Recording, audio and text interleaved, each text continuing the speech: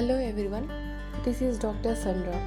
In this video, I am going to explain about the serological techniques used for virus identification.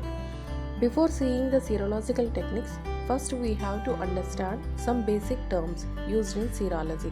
So now let us see what are those terms used in serology. Why these serological techniques are very important? Because these techniques are very useful for rapid detection and identification of a virus. In medical science, immunological techniques are widely used since many years by preparing anti-serum to overcome the diseases like smallpox, chickenpox and hydrophobia, etc. These techniques also can be highly useful in crop protection as they permit early detection and correct identification of important pathogens in agriculture, horticulture and forestry. Some basic terms used in serology. Antigen. Antigen is a substance, particularly a protein, that is capable of inducing an immune response when introduced into an appropriate animal. Immunogenicity. Immunogenicity is the ability of an antigen to induce an immune response is called immunogenicity. What are immunogens? Immunogens are the substances that are capable of inducing an immune response when introduced into a particular animal. The capacity of an antigen to react specifically with a particular antibody is referred to as antigenic reactivity. What is immunology, or also called serology? Is the main mechanism of acquired immunity in animals and man against infectious diseases. The study of this mechanism is referred to as immunology or serology.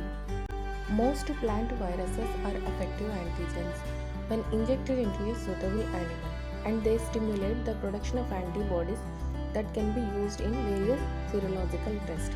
It means when we introduce the effective antigen, that is purified antigen, into the animal body, it can capable of induce the immunogenic reaction and it will lead to production of antibodies in the animal. The serum containing the antibodies is separated from the remaining blood component is referred to as antiserum. Means after injection of the antigen into the animal body, we have to collect the blood samples, blood component from the animal where we injected the antigen. Then after extracting the blood, we have to separate the serum. That serum contains the antibodies what we required. That serum is known as antiserum. Here we have to remember another important term, haptens. Haptens means some small molecules like amino acids may not be immunogenic but may be able to combine with antibodies produced in response to large antigen containing small molecules as part of its structure.